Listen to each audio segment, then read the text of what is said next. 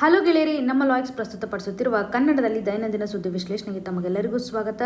ಇಂದು ನಾವು ನೋಡಲಿದ್ದೇವೆ ಜನವರಿ 12, 2026 ಹಿಂದೂ ಪತ್ರಿಕೆಯಲ್ಲಿರ್ತಕ್ಕಂಥ ಇಂಪಾರ್ಟೆಂಟ್ ಆರ್ಟಿಕಲ್ಸ್ಗಳನ್ನು. ಇವತ್ತಿನ ಸುದ್ದಿ ವಿಶ್ಲೇಷಣೆಗೆ ಮುಂಚೆ ಇರುವಂಥ ಅನೌನ್ಸ್ಮೆಂಟ್ ಅಂದರೆ 2026 ಪ್ರಿಲಿಮಿನರಿ ಎಕ್ಸಾಮಿನೇಷನ್ಗೋಸ್ಕರ RRP ಮಾಡ್ಯೂಲ್ಸ್ಗಳನ್ನು ಲಾಂಚ್ ಮಾಡಲಿದ್ದಾರೆ. ಇದಕ್ಕೆ ಸಂಬಂಧಪಟ್ಟಂಥ ಒಂದು ಸ್ಕಾಲರ್ಶಿಪ್ ಟೆಸ್ಟನ್ನು ಜನವರಿ 13ನೇ ತಾರೀಕಿನಂದು ಕಂಡಕ್ಟ್ ಮಾಡಲಿದ್ದಾರೆ. ಏನೇ ಮಾಹಿತಿ ಬೇಕಿದ್ರೂ ಇಲ್ಲಿರುವಂಥ ನಂಬರ್ಗೆ ಕಾಲ್ ಮಾಡಿ ಡೈರೆಕ್ಟಾಗಿ ರಿಜಿಸ್ಟ್ರೇಷನ್ ಮಾಡ್ಕೊಳ್ತೀನಿ ಅಂತಕ್ಕಂಥ ಇಚ್ಛೆ ಇದ್ದರೆ ಇಲ್ಲಿರುವಂಥ QR ಕೋಡನ್ನು ಸ್ಕ್ಯಾನ್ ಮಾಡಿ ರಿಜಿಸ್ಟ್ರೇಷನನ್ನು ಮಾಡ್ಕೋಬೋದು. ಇವತ್ತಿನ ಮೊದಲನೇ ಆರ್ಟಿಕಲನ್ನು ನೋಡುವಂಥದ್ದಾದರೆ environment ministry funds sought for forest management committees. ಈ ಒಂದು ಇಶ್ಯೂ ನಮಗೆ GS ಪೇಪರ್ 3 ನಡೆಯಲ್ಲಿ ಎನ್ವಿರಾನ್ಮೆಂಟ್ ಕನ್ಸರ್ವೇಷನ್ ಆಸ್ಪೆಕ್ಟ್ನ ಆಧಾರದ ಮೇಲೆ ಯಾವ ರೀತಿಯಂಥ ಲಾಸ್ಗಳಿದ್ದಾವೆ, ರೆಗ್ಯುಲೇಷನ್ಸ್ಗಳಿದ್ದಾವೆ ಅಂತ ನಾವು ಕನೆಕ್ಟ್ ಮಾಡಲೇಬೇಕಾಗುತ್ತೆ. ಪ್ರಿಲಿಮ್ಸ್ ಪರ್ಸ್ಪೆಕ್ಟಿವಲ್ಲಿ ತುಂಬ ಇಂಪಾರ್ಟೆಂಟ್. ಈವನ್ ಮೇನ್ಸ್ ಅಂತ ಬಂದಾಗ ಈ ಒಂದು ಕಮಿಟಿ ಪರ್ಪಸ್ ಯಾವ ರೀತಿಯಾಗಿರುತ್ತೆ ಅನ್ನೋದನ್ನು ನಾವಿಲ್ಲಿ ಕನೆಕ್ಟ್ ಮಾಡಬೇಕು. ಸೊ ಇಲ್ಲಿ ನೋಡಿ, ಎನ್ವಿರಾನ್ಮೆಂಟ್ ಮಿನಿಸ್ಟ್ರಿ ಇವಾಗ ಒಂದು ಫಂಡನ್ನು ಅಲೋಕೇಟ್ ಮಾಡಬೇಕಾಗಿದೆ. ಯಾರು ರಿಕ್ವೆಸ್ಟ್ ಮಾಡ್ಕೋತಾ ಇದ್ದಾರೆ ಅಂತಂದರೆ ಮಿನಿಸ್ಟ್ರಿ ಆಫ್ ಟ್ರೈಬಲ್ ಅಫೇರ್ಸ್ ಅಂತ ಕೇಳ್ತಿರಲ್ಲ, ಈ ಒಂದು ಟ್ರೈಬಲ್ ಮಿನಿಸ್ಟ್ರಿ ಏನು ಮಾಡ್ತಾ ಇದೆ ಅಂದರೆ ಎನ್ವಿರಾನ್ಮೆಂಟ್ ಮಿನಿಸ್ಟ್ರಿಗೆ ಒಂದು ಫಂಡ್ ರಿಲೇಟೆಡ್ ಇರುವಂತೆ ಅಥವಾ ಫೈನಾನ್ಷಿಯಲ್ ಸಪೋರ್ಟನ್ನು ಮಾಡಬೇಕು ಅನ್ನುವಂತಹ ನಿಟ್ಟಿನಲ್ಲಿ ವರ್ಕನ್ನು ಮಾಡ್ತಾ ಇದೆ ಅಂತ ಆರ್ಟಿಕಲ್ನಲ್ಲಿರುವಂಥ ಕಂಟೆಕ್ಸ್ಟನ್ನು ಕಾಣ್ಬೋದು. ಸೊ ಯಾರಿಗೆ ಮಾಡಬೇಕಾಗಿದೆ ಫಂಡ್ ಅಂತಂದರೆ ಈ ಒಂದು ಕಮಿಟೀಸ್ಗಳೇನಿದಾವಲ್ಲ, ಫಾರೆಸ್ಟ್ ಮ್ಯಾನೇಜ್ಮೆಂಟ್ ಕಮಿಟೀಸ್, ಇದಕ್ಕೆ ಫಂಡ್ ಅಲೋಕೇಶನ್ ಮಾಡಬೇಕು ಅಂತ ಕೇಳ್ತಾ ಇದ್ದಾರೆ. ಆರ್ಟಿಕಲ್ನ ಒಂದು ಕಂಟೆಕ್ಸ್ಟ್ ನಿಮಗೆ ಕ್ಲಿಯರಾಗಿ ಗೊತ್ತಾಯಿತು. ಎನ್ವಿರಾನ್ಮೆಂಟ್ ಮಿನಿಸ್ಟ್ರಿಗೆ ಒಂದು ರಿಕ್ವೆಸ್ಟನ್ನು ಮಾಡ್ಕೋತಾ ಇದ್ದಾರೆ ಟ್ರೈಬಲ್ ಮಿನಿಸ್ಟ್ರಿ ಅಂತ. ಸೊ ಈ ಒಂದು ಹಂತದಲ್ಲಿ ಫಾರೆಸ್ಟ್ ರೈಟ್ ಆ್ಯಕ್ಟ್ ಬಗ್ಗೆ ನಾವು ಇಲ್ಲಿ ತಿಳಿದುಕೊಳ್ಳಲೇಬೇಕಾಗುತ್ತೆ. ಓಕೆ, ಫಾರೆಸ್ಟ್ ರೈಟ್ ಆ್ಯಕ್ಟ್ ಅಂತ ಬಂದಾಗ 2006ರಲ್ಲಿ ತಂದಿರತಕ್ಕಂತಹ ಈ ಒಂದು ಕಾಯ್ದೆ ಟ್ರೈಬಲ್ ಗ್ರೂಪ್ಗಳು ಏನಿರುತ್ತಲ್ಲ ಫಾರೆಸ್ಟಲ್ಲಿ, ಅಥವಾ ಫಾರೆಸ್ಟ್ ಡ್ವೆಲ್ಲರ್ಸ್ ಅಂತ ನಾವು ಏನು ಕರಿತೀವಲ್ಲ, ಆ ಒಂದು ಕಮ್ಯುನಿಟೀಸ್ಗೆ ಬೇಕಾಗಿರುವಂಥ ಒಂದು ಸಪೋರ್ಟನ್ನು ಕೊಡುತ್ತೆ. ಸೊ ಲೀಗಲಿ ಫಾರೆಸ್ಟ್ ರಿಲೇಟೆಡ್ ಇರುವಂತೆ ಇವರಿಗೆ ಒಂದು ಸಪೋರ್ಟನ್ನು ಕೊಡುವಂಥದ್ದಾಗಿ ಕಾಣ್ಬೋದು. ಸೊ ಫಾರೆಸ್ಟಲ್ಲಿರುವಂಥ ಟ್ರೈಬಲ್ ಗ್ರೂಪ್ ಹಾಗೂ ಫಾರೆಸ್ಟ್ ಡ್ವೆಲ್ಲರ್ಸ್ಗೆ ಸಂಬಂಧಪಟ್ಟಂಥ ಒಂದು ರೈಟನ್ನು ಇದು ಸಪೋರ್ಟ್ ಮಾಡುತ್ತೆ. ಫಾರೆಸ್ಟ್ ರೈಟ್ ಆ್ಯಕ್ಟ್ ನಡಿನಲ್ಲಿ ಕಾಣ್ತಾ ಇದ್ದೀವಿ. ಬಿಕಾಸ್ ಅವರು ಟ್ರೆಡಿಷ್ನಲಿ ಇವತ್ತು ಫಾರೆಸ್ಟನ್ನು ಪ್ರೊಟೆಕ್ಟ್ ಮಾಡ್ತಾ ಬರ್ತಾ ಇದ್ದಾರೆ. ಇದರಿಂದ ಸಾಕಷ್ಟು ಸಪೋರ್ಟ್ ಸಿಗ್ತಾ ಇದೆ ಹಾಗೂ ಹ್ಯೂಮನ್ ರೈಟ್ಸನ್ನು ಸಹ ನಾವಿಲ್ಲಿ ಎನ್ಶೋರ್ ಮಾಡ್ದಂಗೆ ಆಗುತ್ತೆ ಅಂತ. ಈ ಒಂದು ಹಂತದಲ್ಲಿ ಕಮ್ಯುನಿಟಿಗೆ ಸಂಬಂಧಪಟ್ಟಂತೆ, ಓಕೆ, ಕಮ್ಯುನಿಟಿ ಫಾರೆಸ್ಟ್ ರಿಸೋರ್ಸ್ ರೈಟ್ಗೆ ಸಂಬಂಧಿಸಿದಂತೆ ನಾವು ಇಲ್ಲಿ ಗಮನ ಹರಿಸ್ತಾ ಇದ್ದೀವಿ. ಸೊ ಇಲ್ಲಿ ಗ್ರಾಮ ಸಭೆಗೆ ಪ್ರಸ್ತುತವಾಗಿ ಒಂದು ಟೈಟಲನ್ನು ಕೊಡ್ತಾರೆ. ಗ್ರಾಮ ಸಭೆ ಏನು ಮಾಡಬೇಕಾಗುತ್ತೆ ಅಂದರೆ ಫಾರೆಸ್ಟನ್ನು ಪ್ರೊಟೆಕ್ಟ್ ಮಾಡುವಂಥದ್ದಾಗಿರ್ಬೋದು, ಅಥವಾ ಯಾವುದಾದ್ರೂ ಡಿಗ್ರೇಡೆಡ್ ಏರಿಯಾ ಇರುತ್ತಲ್ಲ ಅದನ್ನು ಮತ್ತೆ ರೀಜನ್ರೇಟ್ ಮಾಡೋದು, ಅಲ್ಲಿ ಮತ್ತೆ ಫಾರೆಸ್ಟ್ ಬೆಳೆಯುವಂತೆ ಮಾಡ್ತಕ್ಕಂಥ ಒಂದು ಕಂಡೀಷನ್ ಗ್ರಾಮ ಸಭೆಯ ಒಂದು ರೆಸ್ಪಾನ್ಸಿಬಿಲಿಟಿ ಇರುತ್ತೆ. ಬಯೋಡೈವರ್ಸಿಟಿ ಏನಿರುತ್ತಲ್ಲ ಅದನ್ನು ಸಹ ಕನ್ಸರ್ವೇಷನ್ ಮಾಡಬೇಕು ಅಂತ, ಹಾಗೂ ಫಾರೆಸ್ಟಲ್ಲಿರುವಂತಹ ಒಂದು ರಿಸೋರ್ಸಸ್ಗಳನ್ನು ಸಸ್ಟೈನೇಬಲ್ ಆಗಿ ಯುಟಿಲೈಸ್ ಮಾಡಬೇಕು ಅನ್ನುವಂಥ ಒಂದು ರೆಸ್ಪಾನ್ಸಿಬಿಲಿಟಿಯನ್ನು ಯಾರು ಹೊಂದಿರ್ತಾರೆ ಅಂದರೆ ಇಲ್ಲಿ ಗ್ರಾಮ ಸಭೆಯ ಒಂದು ಉದ್ದೇಶವನ್ನು ನಾವಿಲ್ಲಿ ಗಮನ ಹರಿಸ್ಬೋದು. ಸೊ ಈ ಒಂದು ಹಂತದಲ್ಲಿ ಗ್ರಾಮ ಸಭೆಗೆ ಏನು ಬೇಕಾಗುತ್ತೆ, ಸರಿಯಾದಂಥ ಒಂದು ಅಮೌಂಟ್ ಇಲ್ಲಿ ಬೇಕಾಗುತ್ತಲ್ವ, ಸರಿಯಾಗಿ ಅವರು ಕಾರ್ಯವನ್ನು ನಿರ್ವಹಿಸಬೇಕು ಅಂತಂದರೆ ಡೆಫಿನೆಟ್ಲಿ ಫಂಡ್ನ ಒಂದು ಅವಶ್ಯಕತೆ ಇದೆ ಅಂತ. ಇದು ಪ್ರಸ್ತುತವಾಗಿ ಫಾರೆಸ್ಟ್ ರೈಟ್ ಆ್ಯಕ್ಟ್ ನಡೀಲಿರ್ತಕ್ಕಂಥ ಪ್ರೊವಿಷನ್ಸ್ಗಳು. ಇವಾಗ ಒಂದು ಸ್ವಲ್ಪ ಲಿಟಲ್ ಬಿಟ್ ಬದಲಾವಣೆಯನ್ನು 2023ರಲ್ಲಿ ಮಾಡಲಾಗುತ್ತೆ. ಈ ಮೊದಲು ಗ್ರಾಮ ಸಭೆ ಕಂಪ್ಲೀಟಾಗಿ ಒಂದು ಎಕ್ಸಾಮಿನೇಷನನ್ನು ಮಾಡ್ತಾ ಇರುವಂಥದ್ದು. ಸೊ ಇಲ್ಲಿ ಏನಾಗುತ್ತೆ ಅಂದರೆ 2023ರಲ್ಲಿ ಮಾಡಿರುವಂಥ ಚೇಂಜಸ್ ಅಂತಂದರೆ ಒಂದು ಮ್ಯಾನೇಜ್ಮೆಂಟ್ ಕಮಿಟಿಯನ್ನು ತರಬೇಕು ಅಂತ. ಓಕೆ, ಸೊ ಇಲ್ಲಿ ನಾವು ನೋಡಿದ್ವಿ ಕಮ್ಯುನಿಟಿ ಫಾರೆಸ್ಟ್ ರಿಸೋರ್ಸಸ್ಗೆ ಸಂಬಂಧಪಟ್ಟಂತೆ ಕಮ್ಯುನಿಟಿ ಫಾರೆಸ್ಟ್ ರಿಸೋರ್ಸ್ ಅಂತ ಬಂದಾಗ ಇವುಗಳನ್ನು ಮ್ಯಾನೇಜ್ ಮಾಡಲಿಕ್ಕಂತಲೇ ಒಂದು ಮ್ಯಾನೇಜ್ಮೆಂಟ್ ಕಮಿಟಿಯನ್ನು ತರಬೇಕು ಅಂತ. ಸೊ ಈ ಒಂದು ಕಮಿಟಿ ಕಂಪ್ಲೀಟಾಗಿ ಬ್ಯೂರೋಕ್ರಾಟಿಕ್ ಆಸ್ಪೆಕ್ಟಿಂದ ಇಲ್ಲಿ ಬರೋದಿಲ್ಲ, ಅಥವಾ ಒಂದು ಅಡ್ಮಿನಿಸ್ಟ್ರೇಷನ್ ಮಾಡಬೇಕು ಅನ್ನುವಂತಹ ನಿಟ್ಟಿನಲ್ಲಿ ಬರೋದಿಲ್ಲ. ಸೊ ಇದನ್ನು ನಾವು ಗ್ರಾಮ ಸಭೆಯ ಅಡಿನಲ್ಲೇ ಕ್ರಿಯೇಟ್ ಮಾಡಬೇಕಾಗತ್ತೆ. ಗ್ರಾಮ ಸಭೆಯ ಅಡಿನಲ್ಲಿ ಈ ಒಂದು ಕಮಿಟಿಯನ್ನು ಕ್ರಿಯೇಟ್ ಮಾಡಲಾಗುತ್ತೆ. ಈ ಕಮಿಟಿ ಏನು ಮಾಡಬೇಕಾಗುತ್ತೆ, ಫಾರೆಸ್ಟ್ ಕನ್ಸರ್ವೇಷನ್ಗೆ ಸಂಬಂಧಪಟ್ಟಂತೆ ಅಥವಾ ಪ್ಲ್ಯಾನಿಂಗ್ ಅಂತ ಬಂದಾಗ ಮ್ಯಾನೇಜ್ಮೆಂಟ್ ಪ್ಲ್ಯಾನ್ಗೆ ಸಂಬಂಧಪಟ್ಟಂತೆ ಸರಿಯಾದಂಥ ಒಂದು ನಿಗಾವನ್ನು ವಹಿಸಬೇಕು, ಕೋಆರ್ಡಿನೇಷನನ್ನು ಮಾಡುವಂಥದ್ದು ಗ್ರಾಮ ಸಭೆ ಅಡಿನಲ್ಲಿ ಇದನ್ನು ನಿರ್ಮಿತ ಮಾಡಲಾಗುತ್ತೆ. ಸೊ ಫಾರೆಸ್ಟ್ಮೆಂಟ್ ಮ್ಯಾನೇಜ್ಮೆಂಟ್ ಕಮಿಟಿಯ ಬೇಸಿಕ್ ಫಂಕ್ಷನ್ ಅಂತಂದರೆ ಒಂದು ಮ್ಯಾನೇಜ್ಮೆಂಟ್ ಪ್ಲ್ಯಾನನ್ನು ತರುವಂಥದ್ದು ಅಥವಾ ಫಾರೆಸ್ಟ್ ಕನ್ಸರ್ವೇಷನ್ಗೆ ಸಂಬಂಧಪಟ್ಟಂತೆ ಎಫರ್ಟನ್ನು ಹಾಕುವಂಥದ್ದು, ಗ್ರಾಮ ಸಭೆಯೊಂದಿಗೆ ಒಂದು ಕೋಆರ್ಡಿನೇಷನನ್ನು ಮಾಡ್ತಾ ಹೋಗ್ತಾರೆ ಅಂತ. ಸೊ ಈ ಒಂದು ಕೋಆರ್ಡಿನೇಷನ್ ಮಾಡಬೇಕು ಅಂತಂದರೆ ಸರಿಯಾದಂಥ ಒಂದು ಎಕ್ಸ್ಪರ್ಟೀಸ್ಗಳು ಇಲ್ಲಿ ಇರಬೇಕಲ್ವಾ. ಹಾಗಾಗಿ ಫಂಡ್ನ ಒಂದು ಅವಶ್ಯಕತೆ ಇದೆ. Fund is very very important. Local ಜನರನ್ನು ಅಥವಾ ಅಲ್ಲಿರ್ತಕ್ಕಂಥ ಕಮ್ಯುನಿಟೀಸ್ಗಳನ್ನು ಟ್ರೈನಿಂಗ್ ಮಾಡಲಿಕ್ಕೂ ಸಹ ಫಂಡ್ನ ಅವಶ್ಯಕತೆ ಇದೆ. ಸೊ ಮ್ಯಾನೇಜ್ಮೆಂಟ್ ಪ್ಲ್ಯಾನ್ ಮಾಡಲಿಕ್ಕೂ ಸಹ ಫಂಡ್ ಅವಶ್ಯಕತೆ ಇರುತ್ತೆ. ಈ ಆಧಾರದ ಮೇಲೆ ಟ್ರೈಬಲ್ ಮಿನಿಸ್ಟ್ರಿ ಕೇಳ್ತಾ ಇದ್ದಾರೆ ಅಂತ. ಸೊ ಇಲ್ಲಿ ನಾವು ಅರ್ಥ ಮಾಡ್ಕೋಬೇಕಾಗಿರೋದು ಏನಂತಂದರೆ, ಜನರಲಿ ಇವಾಗ ಫಾರೆಸ್ಟ್ ಕನ್ಸರ್ವೇಷನ್ ಅಂತ ಬಂದಾಗ ಇಲ್ಲಿ ಗವರ್ನೆನ್ಸ್ ತುಂಬ ಇಂಪಾರ್ಟೆಂಟ್ ಆಗುತ್ತೆ ಅಲ್ವಾ. ನಾವು ಕಮ್ಯುನಿಟಿ ಬೇಸ್ಡ್ ಫಾರೆಸ್ಟ್ ಗವರ್ನೆನ್ಸನ್ನು ಮಾಡಲಿಕ್ಕೆ ಇಲ್ಲಿ ಡೆಫಿನೆಟ್ಲಿ ಮುಂದಾಗಿದ್ದೀವಿ. ಈ ಒಂದು ಕಮಿಟಿಯ ಇಂಪಾರ್ಟೆನ್ಸನ್ನು ಅರ್ಥ ಮಾಡ್ಕೊಳ್ಳಿ. ಕಮಿಟಿ ಕಂಪ್ಲೀಟಾಗಿ ಒಂದು ಬ್ಯೂರೋಕ್ರಾಟಿಕ್ ಆಸ್ಪೆಕ್ಟ್ ನಡಿನಲ್ಲಿ ಬಂದಿಲ್ಲ, ಬಟ್ ಕಮ್ಯುನಿಟಿ ಇನ್ನೂ ಸ್ಟ್ರಾಂಗ್ ಆಗಿ ಎಂಗೇಜ್ ಮಾಡಲಿಕ್ಕೆ ಮತ್ತು ಟ್ರೈಬಲ್ ಕಮ್ಯುನಿಟೀಸ್ಗಳ ಮಧ್ಯೆ ಫಾರೆಸ್ಟ್ ಆಫೀಷಿಯಲ್ಸ್ಗಳ ಮಧ್ಯೆ ಕೆಲವೊಂದಿಷ್ಟು ಸರ್ತಿ ಕಾನ್ಫ್ಲಿಕ್ಟ್ಸ್ಗಳು ಇರುತ್ತಲ್ಲ, ಈ ಒಂದು ಮೆಂಬರ್ಸ್ಗಳ ಮಧ್ಯೆ ಇರುವಂಥ ಕಾನ್ಫ್ಲಿಕ್ಟ್ಸನ್ನು ರಿಸಾಲ್ವ್ ಮಾಡಲಿಕ್ಕೂ ಸಹ ಒಂದು ಕಮಿಟಿ ಸಹಕಾರಿಯಾಗುತ್ತೆ ಅಂತಲೇ ಹೇಳ್ಬೋದು. ಸೊ ಫಾರೆಸ್ಟ್ ಕನ್ಸರ್ವೇಷನನ್ನು ಇಂಪ್ರೂವೈಸ್ ಮಾಡಲಿಕ್ಕೆ ಇದು ಸಹಕಾರಿಯಾಗುತ್ತೆ. ಫಾರೆಸ್ಟ್ ಕನ್ಸರ್ವೇಷನ್ಗೆ ಸಂಬಂಧಪಟ್ಟಂತೆ ಒಂದು ಟ್ರೂ ಸ್ಪಿರಿಟನ್ನು ಇಂಪ್ಲಿಮೆಂಟ್ ಮಾಡೋದರಲ್ಲಿ ಈ ಒಂದು ಕಮಿಟಿ ಸಹಕಾರಿಯಾಗುತ್ತೆ ಅಂತಲೇ ಹೇಳ್ಬೋದು. ಈ ಕಮಿಟಿಯ ಇಂಪಾರ್ಟೆನ್ಸ್ ಯಾವ ರೀತಿಯಾಗಿದೆ, ಇವಾಗ ಟ್ರೈಬಲ್ ಮಿನಿಸ್ಟ್ರಿ ಒಂದು ರಿಕ್ವೆಸ್ಟನ್ನು ಮಾಡ್ಕೊಳ್ತಾ ಇದೆ ಅಂತಲೇ ನಾವು ಗಮನ ಹರಿಸುವಂಥದ್ದು. ಸೊ ಎಕ್ಸಾಮಿನೇಷನ್ ಪರ್ಸ್ಪೆಕ್ಟಿವಲ್ಲಿ ಪ್ರಿಲಿಮ್ಸಲ್ಲಿ ವೆರಿ ಇಂಪಾರ್ಟೆಂಟ್ ಆಗಿ ಕ್ವಶನ್ಸನ್ನು ಕೇಳುವಂಥ ಸಾಧ್ಯತೆ ಇರುತ್ತೆ. ಇದು ಆಲ್ರೆಡಿ ಫಾರೆಸ್ಟ್ ರೈಟ್ಸ್ ಆ್ಯಕ್ಟ್ಗೆ ಸಂಬಂಧಪಟ್ಟಂತೆ ಸಾಕಷ್ಟು ಕ್ವಶನ್ಸ್ಗಳನ್ನು ಕೇಳಿದ್ದಾರೆ. ಇನ್ನು ಮುಂದಿನದಾಗಿ inward turn US isolationism will fuel ethno nationalism and racist hatred. ಈ ಒಂದು ಇಶ್ಯೂ ನಮಗೆ GS ಪೇಪರ್ 2 ನಡೆಯಲ್ಲಿ ಇಂಟರ್ನ್ಯಾಷನಲ್ ರಿಲೇಷನ್ ಆಸ್ಪೆಕ್ಟ್ ಹಾಗೂ GS ಪೇಪರ್ 3 ಅಂತ ಬಂದಾಗ ಯುನೈಟೆಡ್ ನೇಷನ್ಸ್ನ ಒಂದು ಕ್ಲೈಮೇಟ್ ರಿಲೇಟೆಡ್ ಇರುವಂಥ ಫ್ರೇಮ್ವರ್ಕ್ನ ಆಧಾರದ ಮೇಲೆ ನಾವು ಕನೆಕ್ಟ್ ಮಾಡ್ಬೋದು. ಸೊ ಇಲ್ಲಿ ನೋಡಿ, ರೀಸೆಂಟ್ಲಿ ಟ್ರಂಪ್ ಅವರ ಒಂದು ಅಡ್ಮಿನಿಸ್ಟ್ರೇಷನ್ ಆಧಾರದ ಮೇಲೆ ನಿಯರ್ಲಿ 66 ಇಂಟರ್ನ್ಯಾಷನಲ್ ಆರ್ಗನೈಸೇಷನ್ಸ್ಗಳಿಂದ ಎಕ್ಸಿಟ್ ಆಗಿರೋದನ್ನು ನೋಡ್ತಾ ಇದ್ದೀವಿ. ಇದಕ್ಕೆ ಸಂಬಂಧಪಟ್ಟಂತೆ ನಾವು ನಿನ್ನೆ ಚರ್ಚೆ ಮಾಡಿದ್ವಿ ಅಲ್ವಾ. ಸೊ ಇಲ್ಲಿ ವಿತ್ಡ್ರಾ ಮಾಡೋದ್ರಿಂದ ಯಾವ ರೀತಿಯಂಥ ಕಾನ್ಸಿಕ್ವೆನ್ಸಸ್ ಇದೆ ಅನ್ನುವಂಥ ನಿಟ್ಟಿನಲ್ಲಿ ಆಥರ್ ಅವರು ಇವರ ಒಂದು ಐಸೋಲೇಷನಿಸಮ್ ಕಂಟೆಕ್ಸ್ಟ್ ಏನಿದೆಯಲ್ಲ, ಅವ್ರು ಕಂಪ್ಲೀಟಾಗಿ ಐಸೋಲೇಟ್ ಆಗ್ತಾ ಇದ್ದಾರೆ. ಇವರು ತೆಗೆದುಕೊಂಡಿರುವಂಥ ಒಂದು ಬದಲಾವಣೆ ಯಾವ ರೀತಿಯಾಗಿ ಗ್ಲೋಬಲ್ ಲೆವೆಲಲ್ಲಿ ಇರುವಂಥ ಒಂದು ಫ್ರೇಮ್ವರ್ಕನ್ನೇ ಚೇಂಜ್ ಮಾಡಲಿದೆ ಅನ್ನೋದನ್ನು ಆಥರ್ ಅವರು ಎಂಫಸಿಸ್ ಮಾಡ್ತಾ ಇದ್ದಾರೆ. ಇವರು ಎಕ್ಸಿಟ್ ಆಗಿದಾರಲ್ಲ, ಆ ಒಂದು ಆರ್ಗನೈಸೇಷನ್ ಅಡಿಯಲ್ಲಿ ಜನರಲಿ ಕ್ಲೈಮೇಟ್ ಚೇಂಜ್ಗೆ ಸಂಬಂಧಪಟ್ಟಂತೆ ಆರ್ಗನೈಸೇಷನ್ಸ್ಗಳಿದ್ದಾವೆ, ರಿನ್ಯೂಯಬಲ್ ಎನರ್ಜಿಗೆ ಸಂಬಂಧಪಟ್ಟಂಥ ಆರ್ಗನೈಸೇಷನ್ಸ್ಗಳಾಗಿರ್ಬೋದು, ಜೆಂಡರ್ ಈಕ್ವಾಲಿಟಿಗೆ ಸಂಬಂಧಪಟ್ಟಂತೆ ಹೇಳುತ್ತೆ, minority rights, rule of law ಆಗಿರ್ಬೋದು, ಪಬ್ಲಿಕ್ ಹೆಲ್ತ್ ರಿಲೇಟೆಡ್ ಇರುವಂಥ ಆರ್ಗನೈಸೇಷನ್ಸ್ಗಳಿಂದ ಎಕ್ಸಿಟ್ ಆಗಿದ್ದಾರೆ. ಸೊ ಇದರಿಂದ ಕಾನ್ಸಿಕ್ವೆನ್ಸಸ್ಗಳು ಯಾವ ರೀತಿಯಾಗಿದೆ ಅಂತ ಅಬ್ಸರ್ವ್ ಮಾಡಿ. ಸೊ ಇಲ್ಲಿ ಒಂದು ಗ್ಲೋಬಲ್ ಕೋಆಪರೇಷನ್ ಕಡಿಮೆ ಆಗುತ್ತೆ ಅನ್ನುವಂಥದ್ದನ್ನು ನಾವು ನೋಡ್ಬೋದು ಅಲ್ವಾ. ನೇಷನ್ ತಮ್ಮ ಒಂದು ಇಂಟ್ರೆಸ್ಟನ್ನು ಮಾತ್ರ ಇವಾಗ ನೋಡ್ತಾ ಇದ್ದಾರೆ. ಟ್ರಂಪ್ ಅವರ ಒಂದು ರೀಸನ್ಸ್ಗಳು ಏನಿರುತ್ತೆ, ಇದೊಂದು ಇನ್ಎಫೆಕ್ಟಿವ್ ಆಗಿದೆ ಹಾಗೂ ಅಲ್ಲಿರುವಂತಹ ಟ್ಯಾಕ್ಸ್ ಪೇಯರ್ಸ್ಗೆ ಸಂಬಂಧಪಟ್ಟಂತೆ ಬರ್ಡನ್ ಅವಶ್ಯಕತೆ ಇಲ್ಲ ಅನ್ನುವಂಥದ್ದಾಗಿ ಹೇಳ್ತಾ ಇದ್ದಾರೆ. ಈ ಮೊದಲು ಇರತಕ್ಕಂಥ ಜಾಯ್ ಬಿಡನ್ ಅವರು ಕ್ಲೈಮೇಟ್ ರಿಲೇಟೆಡ್ ಇರುವಂತೆ ಅಥವಾ ಗ್ಲೋಬಲ್ ಲೆವೆಲಲ್ಲಿ ಪಾಲಿಸೀಸ್ಗಳನ್ನು ಎಷ್ಟು ಮಟ್ಟಿಗೆ ತರ್ತಾ ಇದ್ರು, ಆದರೆ ಟ್ರಂಪ್ ಅವರ ಆ್ಯಕ್ಷನ್ಸ್ಗಳು ತುಂಬ ಅಪೋಸಿಟ್ ಆಗಿದೆ ಅಂತಲೇ ಹೇಳ್ಬೋದು. ಕ್ಲೈಮೇಟ್ ಚೇಂಜ್ಗೆ ಸಂಬಂಧಪಟ್ಟಂಥ ಒಂದು ಎಫರ್ಟ್ಸ್ಗಳು ಇವಾಗ ಯಾಕೆ ವೀಕ್ ಆಗುತ್ತೆ ಅಂದರೆ, when it comes to the US part, ಇವರೇ ಹೆಚ್ಚು ಕಾರ್ಬನ್ ಡೈಆಕ್ಸೈಡನ್ನು ಎಮಿಟ್ ಮಾಡ್ತಾ ಇರುವಂಥದ್ದು. ಕಾರ್ಬನ್ ಎಮಿಷನಲ್ಲೂ ಸಹ ಬಿಗ್ಗೆಸ್ಟ್ ಕಾಂಟ್ರಿಬ್ಯೂಷನ್ ಇದೆ. ಹಾಗೂ when it comes to the climate finance, ಇವರೇ ಸಹ ಫೈನಾನ್ಸನ್ನು ಹೆಚ್ಚು ಮಾಡ್ತಾ ಇರೋದಾಗಿ ನಾವು ನೋಡ್ತಾ ಇದ್ವಿ. ಟೆಕ್ನಾಲಜಿ ಪ್ರೊವೈಡರು ಸಹ ಇವರೇ ಆಗಿರೋದನ್ನು ನಾವು ನೋಡ್ತಾ ಇರುವಂಥದ್ದು.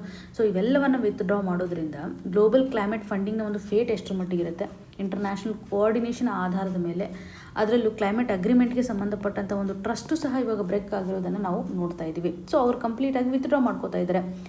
ಇದರೊಂದಿಗೆ ವರ್ಲ್ಡ್ ಹೆಲ್ತ್ ಆರ್ಗನೈಸೇಷನು ಸಹ ಸಫರ್ ಆಗುವಂಥ ಒಂದು ಸಾಧ್ಯತೆ ಇರುತ್ತೆ. ಗ್ಲೋಬಲ್ ಹೆಲ್ತ್ಗೆ ಸಂಬಂಧಪಟ್ಟಂತೆ ನಾವು ನೋಡಿದಾಗ ಸಾಕಷ್ಟು ಡಿಸೀಸಸ್ಗಳನ್ನು ಟ್ಯಾಕಲ್ ಮಾಡಬೇಕು ಅಂತ WHO ಒಂದು ಎಫರ್ಟ್ಸ್ಗಳನ್ನು ನಾವು ನೋಡ್ಬೋದು. TB ರಿಲೇಟೆಡ್ ಇರುವಂತೆ HIV ಆಗಿರ್ಬೋದು, ಮಲೇರಿಯಾ, ಈ ರೀತಿಯಾಗಿ ಸಾಕಷ್ಟು ಡಿಸೀಸ್ಗೆ ಸಂಬಂಧಪಟ್ಟಂತೆ ಒಂದು ಫೈಟನ್ನು ಮಾಡ್ತಾ ಇದ್ದಾರೆ. ಈ ಒಂದು ಹಂತದಲ್ಲಿ ಡೆವಲಪಿಂಗ್ ನೇಷನ್ಸ್ಗೆ ಬೇಕಾಗುವಂಥ ಒಂದು ಸಪೋರ್ಟನ್ನು ಸಹ WHO ಪ್ರೊವೈಡ್ ಮಾಡ್ತಾ ಇತ್ತು. ಇದರಿಂದಲೂ ಸಹ ಹೆಲ್ತ್ ಆಸ್ಪೆಕ್ಟ್ ಅಂತ ಬಂದಾಗ ಪ್ರಾಬ್ಲಮನ್ನು ಇದು ಕ್ರಿಯೇಟ್ ಮಾಡುತ್ತೆ ಅಂತಲೇ ಹೇಳ್ಬೋದು. ಸೊ ಒಟ್ಟಾರೆಯಾಗಿ ಇದೊಂದು ಪವರ್ ವ್ಯಾಕ್ಯೂಮನ್ನೇ ಇಲ್ಲಿ ಕ್ರಿಯೇಟ್ ಮಾಡ್ತಾ ಇದೆ. US ಒಂದು ಸೆಟ್ ಬ್ಯಾಕ್ನಿಂದಾಗಿ ಇವತ್ತು ಚೈನಾ ಆಗಿರ್ಬೋದು, ರಷ್ಯಾ ಆಗಿರ್ಬೋದು, ಗ್ಲೋಬಲ್ ಲೆವೆಲಲ್ಲಿ ಈ ಒಂದು ವ್ಯಾಕ್ಯೂಮನ್ನು ಫುಲ್ಫಿಲ್ ಮಾಡೋದ್ರಲ್ಲಿ ಮುಂದಾಗ್ಬೋದು. ಲೀಡರ್ಶಿಪ್ ಗ್ಯಾಪನ್ನು ಫುಲ್ಫಿಲ್ ಮಾಡ್ತಕ್ಕಂಥ ಪೊಟೆನ್ಷಿಯಲ್ ಇರುವಂಥ ರಾಷ್ಟ್ರಗಳಂತೆ ಹೇಳ್ತೇವೆ. ಸೊ ಇವಾಗ ಗ್ಲೋಬಲ್ ಲೆವೆಲಲ್ಲಿ ಒಂದು ರೂಲ್ಸಲ್ಲಿ ಬದಲಾವಣೆ ಆಗುವಂಥ ಸಾಧ್ಯತೆ ಇರುತ್ತೆ because of their strategic interest. So ಇದು ನೋಡಿ ಅರ್ಥ ಮಾಡ್ಕೊಳ್ಳಿ, US ಯಾವ ರೀತಿ ಅಂತ ಒಂದು ಡಿಸಿಷನ್ನ ತೆಗೆದುಕೊಂಡಿದೆ ಅಂತ. ಇದರ ಒಂದು ಡೆಮೋಕ್ರೆಟಿಕ್ ವ್ಯಾಲ್ಯೂವನ್ನು ಇದು ಕಾಂಪ್ರಮೈಸ್ ಆಗಿದೆ ಅಂತಲೇ ಹೇಳ್ಬೋದು. ತಮ್ಮ ಒಂದು ಸ್ಟ್ರಾಟಜಿಕ್ ಇಂಟ್ರೆಸ್ಟನ್ನು ಇಲ್ಲಿ ಹೆಚ್ಚು ತೋರಿಸ್ತಾ ಇದ್ದಾರೆ ಅಂತಲೇ ಹೇಳ್ಬೋದು. ಇದರಿಂದ ಇಥ್ನೋ ನ್ಯಾಷನಲಿಸಮ್, ರೇಸಿಸಮ್ ಕಂಟೆಕ್ಸ್ಟನ್ನು ಸಹ ನಾವಿಲ್ಲಿ ಕನೆಕ್ಟ್ ಮಾಡ್ಬೋದಲ್ವಾ. ಸೊ ಇವರ ಒಂದು ಐಸೋಲೇಷನ್ ಕಂಡೀಷನ್ ಏನಿದೆಯಲ್ಲ, ವಿ ಫಸ್ಟ್ ಮೆಂಟ್ಯಾಲಿಟಿ ಅನ್ನೋದನ್ನು ಕ್ರಿಯೇಟ್ ಮಾಡ್ತಾ ಇದ್ದಾರೆ ಅವರು. ಓಕೆ, ಔಟ್ಸೈಡರ್ಸನ್ನು ಒಂಥರ ದೂಷಿತರಾಗಿ ಇಲ್ಲಿ ಕನ್ಸಿಡರೇಷನನ್ನು ಮಾಡ್ತಾ ಇದ್ದಾರೆ. ಮೈನಾರಿಟೀಸ್ಗೆ ಸಂಬಂಧಪಟ್ಟಂತೆ, ಮೈಗ್ರೆಂಟ್ಸ್ಗೆ ಸಂಬಂಧಪಟ್ಟಂತೆ ಅವರ ದೇಶದಲ್ಲಿ ಎಷ್ಟು ಮಟ್ಟಿಗಿದ್ದಾರೆ ಅವ್ರ ಮೇಲೂ ಸಹ ಇದು ಹಾರ್ಮನ್ನು ಕ್ರಿಯೇಟ್ ಮಾಡುತ್ತೆ. ಮುಂದಿನ ಒಂದು ದಿನದಲ್ಲಿ ರೇಸಿಸಮ್ ಆಸ್ಪೆಕ್ಟನ್ನು ಸಹ ಅವ್ರು ಫೇಸ್ ಮಾಡಲೇಬೇಕಾಗುತ್ತೆ ಅನ್ನುವಂಥದ್ದನ್ನು ಗಮನ ಹರಿಸ್ಬೋದು.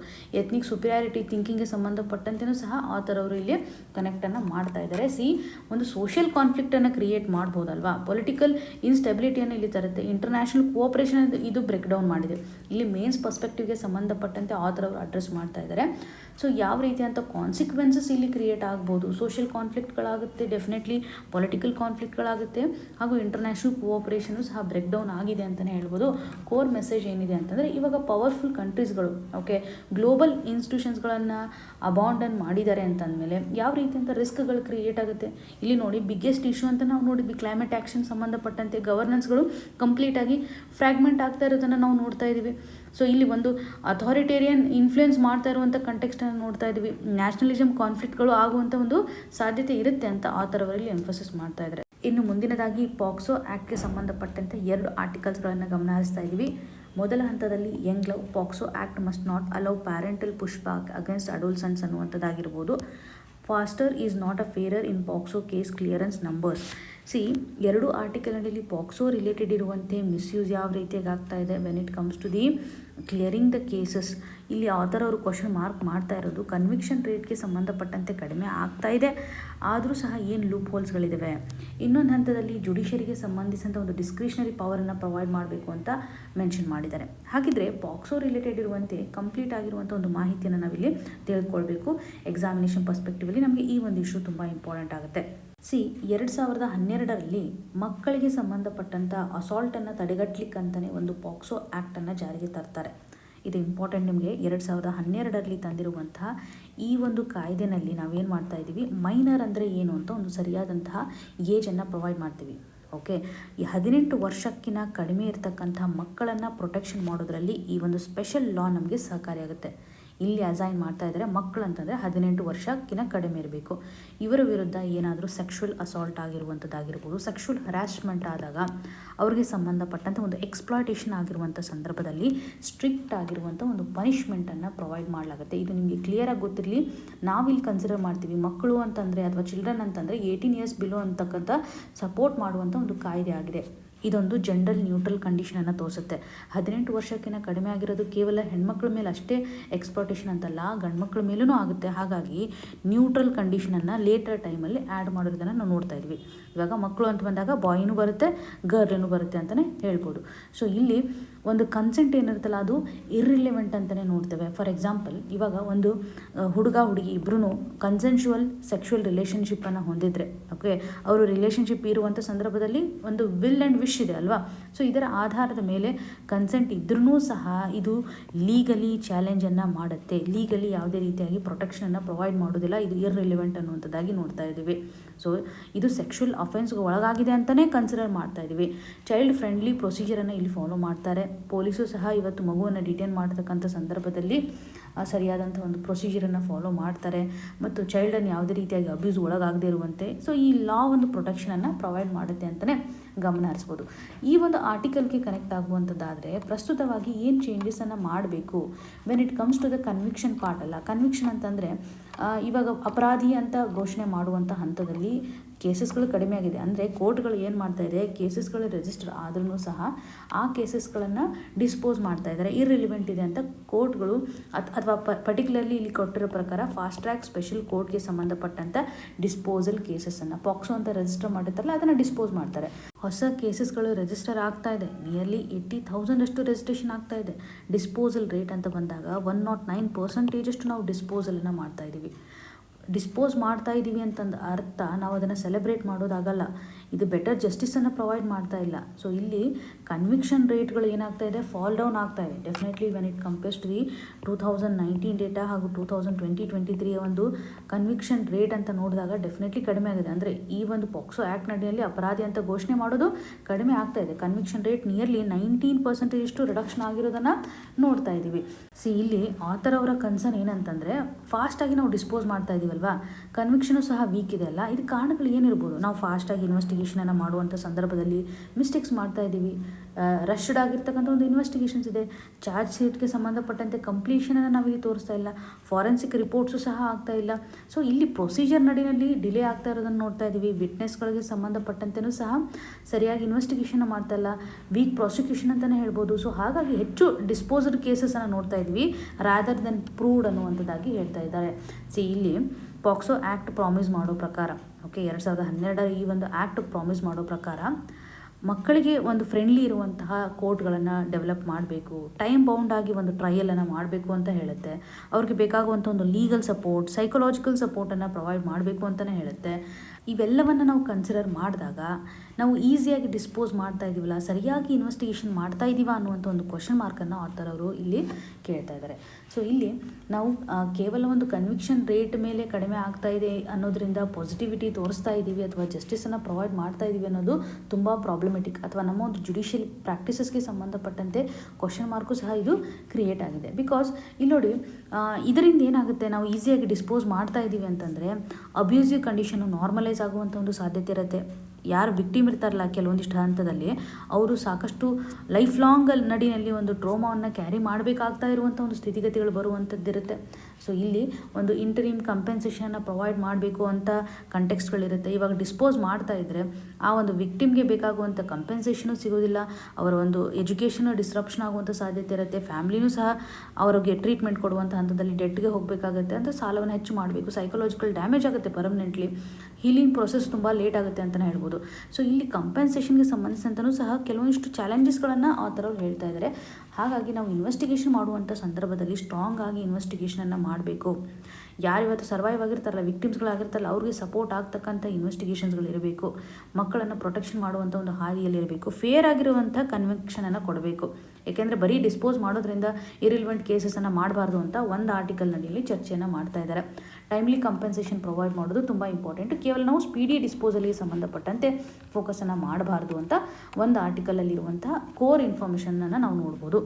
ಇನ್ನೊಂದೆಡೆ ಇರುವಂಥ ಆರ್ಟಿಕಲ್ ಅಂದರೆ ಇವಾಗ ಯಂಗ್ ಲವ್ ಅಂತಿದೆಯಲ್ಲ, ಈ ಒಂದು ಎಡಿಟೋರಿಯಲ್ ಸೆಕ್ಷನಲ್ಲಿ ಹೇಳ್ತಾ ಇರೋ ಆಸ್ಪೆಕ್ಟ್ ಏನಂತಂದರೆ, ಪ್ರಸ್ತುತವಾಗಿ ಈ ಲಾ ನಡಿನಲ್ಲಿ ಕನ್ಸೆನ್ಶುವಲ್ ಆ್ಯಕ್ಟಿವಿಟಿ ಇದ್ರೂ ಸಹ, ಕನ್ಸೆನ್ಶುವಲ್ ರೊಮ್ಯಾಂಟಿಕ್ ರಿಲೇಷನ್ಶಿಪ್ ಇದ್ರೂ ಸಹ ಇವತ್ತೇನಾಗುತ್ತೆ ಅಂದರೆ, ನಮ್ಮ ದೇಶದಲ್ಲಿ ಪ್ಯಾಟ್ರಿಯಾರ್ಕಿ ತುಂಬ ಇದೆ, ನಮ್ಮ ಒಂದು ಸೊಸೈಟಲ್ ನಾರ್ಮ್ಸ್ಗಳೇ ಇಂಟರ್ ಕಾಸ್ಟ್ ಮ್ಯಾರೇಜನ್ನು ಅಲೋ ಮಾಡೋದಿಲ್ಲ ಅಂತ ನಾವು ನೋಡ್ತಾ ಇದ್ದೀವಿ. 18 ಇಯರ್ಸ್ ಒಳಗಡೆ ಇರ್ತಕ್ಕಂತಹ ಹುಡುಗ ಹುಡುಗಿ ಏನಾದರೂ ರಿಲೇಷನ್ಶಿಪ್ಪಲ್ಲಿ ಹೊಂದಿದರೆ, ಕಾಸ್ಟ್ ವಿರುದ್ಧವಾಗಿದ್ದರೆ ಅಥವಾ ರಿಲಿಜನ್ನ ಆಧಾರದ ಮೇಲೆ, ಕ್ಲಾಸ್ನ ಆಧಾರದ ಮೇಲೆ ಕನ್ಸಿಡರ್ ಮಾಡೋದ್ರ ಮುಖಾಂತರ ಈ ಒಂದು ಲಾನ್ನ ಮಿಸ್ಯೂಸ್ ಮಾಡ್ಕೋತಾ ಇದ್ದಾರೆ ಅಂತ ಹೇಳ್ತಾ ಇದ್ದಾರೆ. ಸೊ ಮಿಸ್ಯೂಸ್ ಕಂಪ್ಲೀಟ್ಲಿ ಇವಾಗ ಸುಪ್ರೀಂ ಕೋರ್ಟ್ಗೆ ಯಾವ ರೀತಿಯಾಗಿ ಅಪ್ರೋಚ್ ಮಾಡ್ತಾರೆ ಅಂತಂದರೆ, ಸೊ ಕನ್ಸೆನ್ಶುವಲ್ ಇರುತ್ತೆ ಅಂದ್ರೂ ಸಹ ಕೋರ್ಟಿಗೆ ಹೋಗ್ತಾ ಇದ್ದಾರೆ. ಹಾಗಾಗಿ ಇವಾಗ ಒಬ್ಬ ಬಾಯ್ ಮೇಲೆ ಸಾಕಷ್ಟು ಅಲಿಗೇಷನ್ ಬರುವಂಥ ಸಾಧ್ಯತೆ ಇರುತ್ತೆ. ಬಿಕಾಸ್ ಒಂದು ಆ್ಯಕ್ಟ್ ಅಂತ ಬಂದಾಗ ಇಲ್ಲಿ ಇರುವಂಥ ಒಂದು ರಿಜಿಡಿಟಿಯನ್ನು ಹೈಲೈಟ್ ಮಾಡ್ತಾ ಇದ್ದಾರೆ.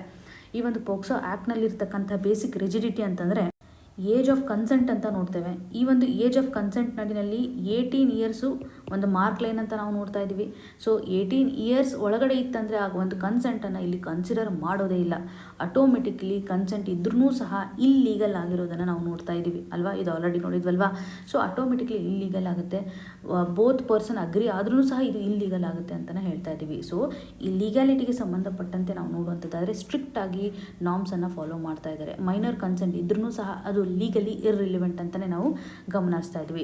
ಇನ್ನೊಂದು ಹಾರ್ಶ್ ಮಿನಿಮಮ್ ಪನಿಷ್ಮೆಂಟನ್ನು ಸಹ ನಾವಿಲ್ಲಿ ಗಮನಿಸಬೇಕಾಗುತ್ತೆ. ಇಲ್ಲಿ ನೋಡಿ, ಕನ್ಸೆಂಟ್ ಇದೆ ಅಲ್ವಾ, ಕನ್ಸೆಂಟ್ ಇದ್ರೂ ಸಹ ಸೇಮ್ ಕೈಂಡ್ ಆಫ್ ಪನಿಷ್ಮೆಂಟ್ ಇವ್ರ ಮೇಲೂ ಸಹ ಕೊಡ್ತಾರೆ. ಇಲ್ಲಿ ಕ್ರೈಮ್ ಆಗಿದೆನೋ ಇಲ್ವೋ, ಕನ್ಸೆನ್ಶುವಲ್ ಆಗಿದೆನೋ ಇಲ್ಲೋ ಅಂತ ನಾವಿಲ್ಲಿ ಕನ್ಸಿಡ್ರೇಷನ್ ಮಾಡ್ತಾನೆ ಇಲ್ಲ. ಸೇಮ್ ಕೈಂಡ್ ಆಫ್ ಪನಿಷ್ಮೆಂಟ್ ಇದೆ, ಸಿವಿಯರ್ ಪನಿಷ್ಮೆಂಟ್ ಎರಡೂ ಕಡೆನೂ ಅಪ್ಲೈ ಆಗುತ್ತೆ.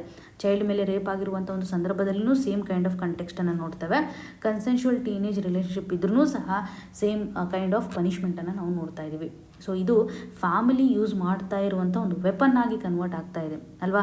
ಸೊ ಇವಾಗ ನೋಡಿ, ಕೆಲವೊಂದಿಷ್ಟು ಸರ್ತಿ ಕನ್ಸೆನ್ಶುವಲ್ ಇದ್ರೂ ಸಹ ಪೇರೆಂಟ್ಸ್ ಏನು ಮಾಡ್ತಾರೆ, ಒಂದು ಕಿಡ್ನ್ಯಾಪಿಂಗ್ ಆಗಿದೆ, ಸೆಕ್ಷುವಲ್ ಅಸಾಲ್ಟ್ ಆಗಿದೆ ಅಂತ ಹಾಕಿಬಿಟ್ರೆ ಈಸಿಯಾಗಿ ಆ ಫ್ಯಾಮಿಲಿ ರಿಲೇಷನ್ಶಿಪ್ಪನ್ನು ಬ್ರೇಕ್ ಮಾಡಲಿಕ್ಕೆ ಸಾಧ್ಯತೆ ಇದೆ.